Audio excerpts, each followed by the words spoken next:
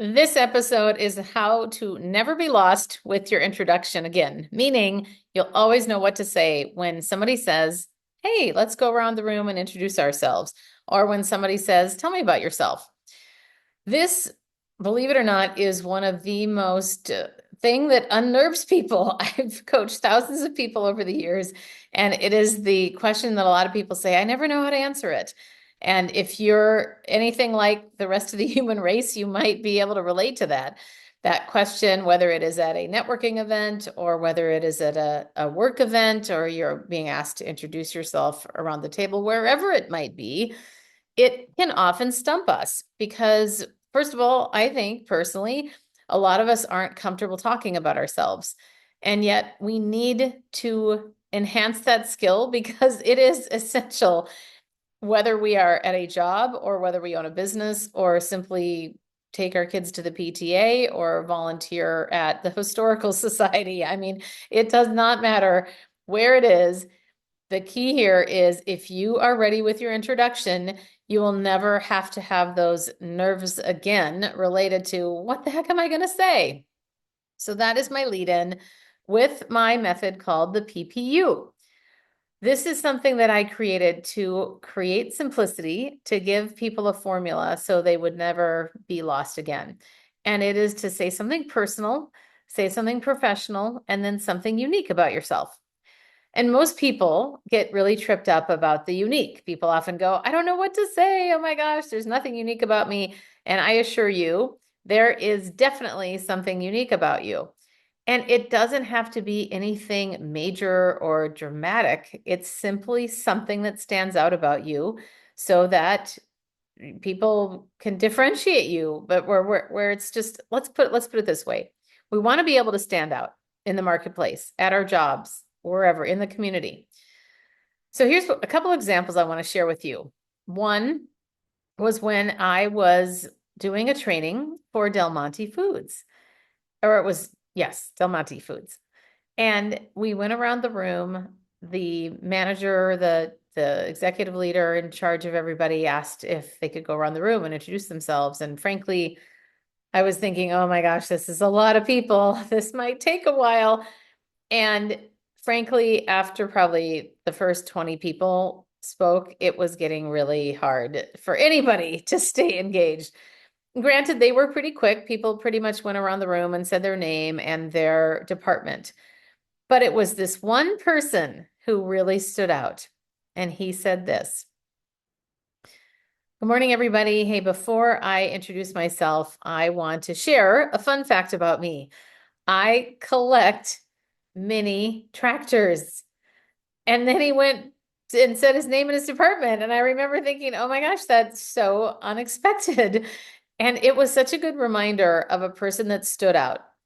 And this is what life is all about. How are we going to get our messages to stick? But how are we going to get us to stick in people's minds?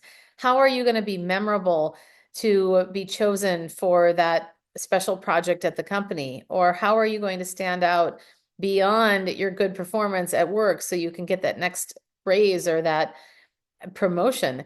We have to we have to think differently. And then we have to be able to communicate things in a way that does make us stand out. So this is one of the ways that we can do this. Okay, so let me give you an example of the PPU. So if I were to introduce myself, it might be something like this. Hi, I'm Karen Laos. I'm originally from Minneapolis, but now I live in San Francisco. So there's just a quick stop here. That is my personal. The personal part, when you reference geography, I have found that is probably the best thing to do for your introduction because it orients people. The other day, I was doing a Zoom call, leading and facilitating something, and I put in the chat right in the beginning, as people are coming into the Zoom room, where are you calling in from? And suddenly there was this wonderful chat of people going, oh my goodness, I used to live there. I went to school there. And people were calling in from all over the world. So it made for a very quick and easy way to connect. So that's where I would make it easy on yourself and start with the personal related to where you live or where you're from, whatever you might be comfortable saying.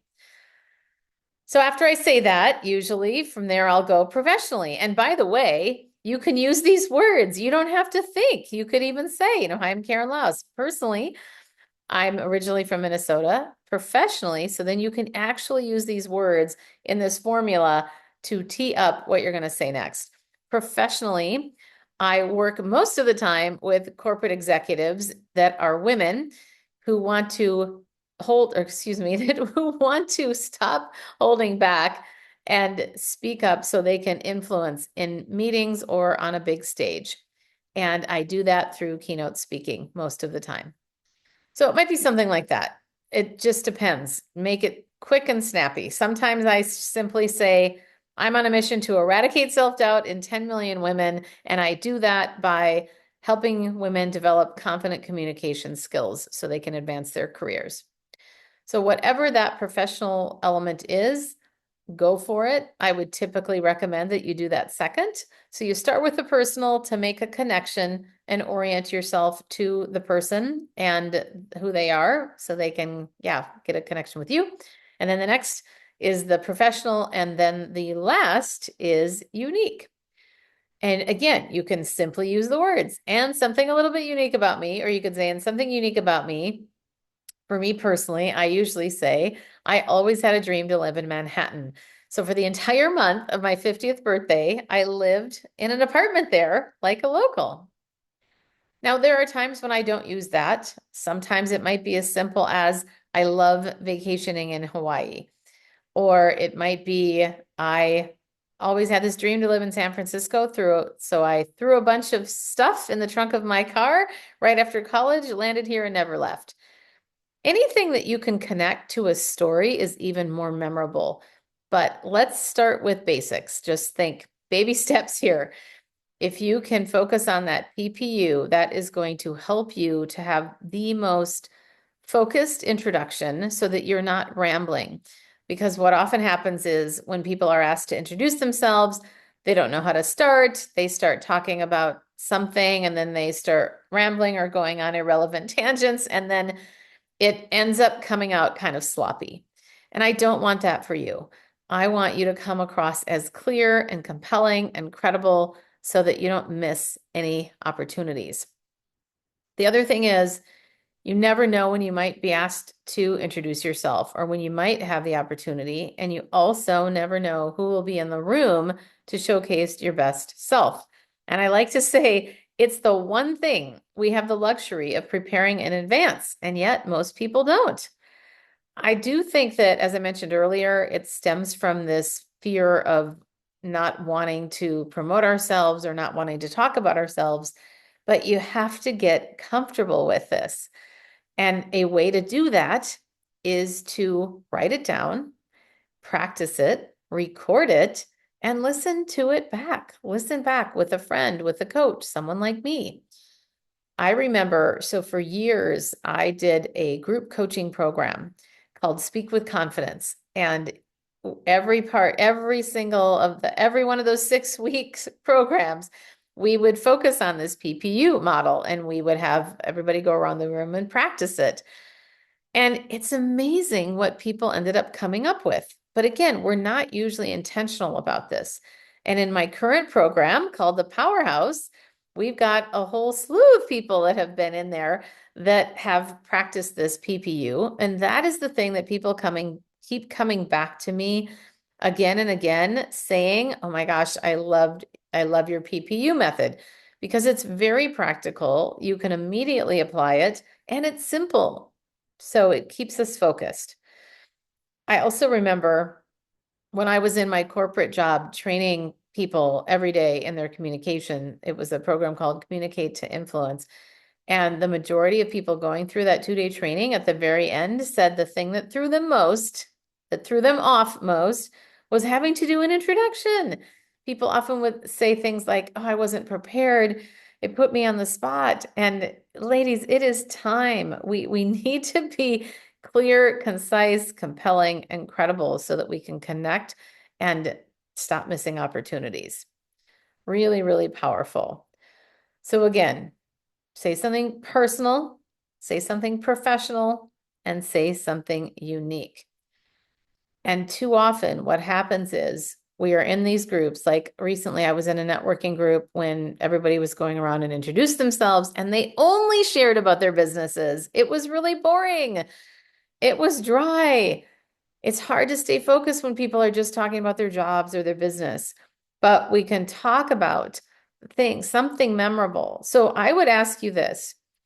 When is the last time you heard someone else's intro that you remember? In other words, what do you remember from the last introduction that you heard? And people usually start with what they do for a living rather than the personal. And they've kind of lost you right away because most people, like any of us probably listening to this, it's similar to elevator pitches, although an introduction is different than an elevator pitch. But the point being, sometimes it can come across as really dry and uninteresting, and people often don't understand other people's jobs if it's not explained. Sometimes there's jargon involved, and people don't really get what they actually do on a day-to-day that grabs people's attention. And so this is why it's super important to start with the personal to create that connection and then move on from there. And the other thing that why I recommend doing geographical orientation is that it creates common ground. So that awareness lends itself to the connection, and then the personal leads nicely into the professional. And as a reminder, make it easy on yourself by using the actual words. Personally, professional, unique, or personal, professional, unique. You can alter that how you want, but it's definitely not a must. It's helpful though when you're starting out using this formula. And I would also recommend that you keep the professional brief and as concrete as possible. So the more people can picture it, the better. Perhaps you could offer up a short example or an analogy so it really, really solidifies in their brain, because a lot of times it's hard to conceptualize what people do sometimes. So for example, if you say, oh, I'm in the financial field, well, what does that mean? You know, it could be, hey, I'm analyzing spreadsheets every day. That's what I do. I'm sitting in an office, or I'm working with people in their finances on a regular basis. So anything that can extract it from something that's very generic and not able to picture, definitely try to get away from that, because the more people can picture it, the better. Now, a lot of times when you're thinking about the unique, again, a lot of people say, there's nothing unique about me. I'm not sure what to say. And keep in mind, it could be as simple as I love beach vacations, or you could say, like those of us in San Francisco, I'm an incredible parallel parker. Or maybe you think food is very relatable. I love tacos, or my favorite food is. The point here is the unique element is usually what people remember most. And it's funny, I can still remember when I would introduce myself shortly after getting married, because I was doing a lot of corporate training then. I would often say, my husband and I were terrified of commitment, so it took us 13 years of back and forth to finally seal the deal. And then when I would poll the audience later and ask, what did people remember most about my introduction? The majority always said, the part about you being afraid of commitment and getting married so late. And this is about capitalizing on what's memorable. That is absolutely critical. So I would suggest that you get out there and you practice and make it easy on yourself. Practice, record yourself, listen to it back, listen to it with a friend or a coach, and feel free to reach out to me. I would love to see and hear your introduction. Send me a recording, send me an email. It'd be awesome to hear from you. And as a reminder, as always, if you are looking to advance your career, you want to present better, negotiate better, speak with confidence, and get that raise or promotion, consider checking out the Powerhouse. You can set up a call with me. There is no obligation there at all. It is a quick 15-20 minute phone call where we can check in with each other and help you get clarity on what you need or want to move forward in your life or your career. But specifically, my role is to help you in becoming a more confident communicator so you can advance and elevate your career. Until next time.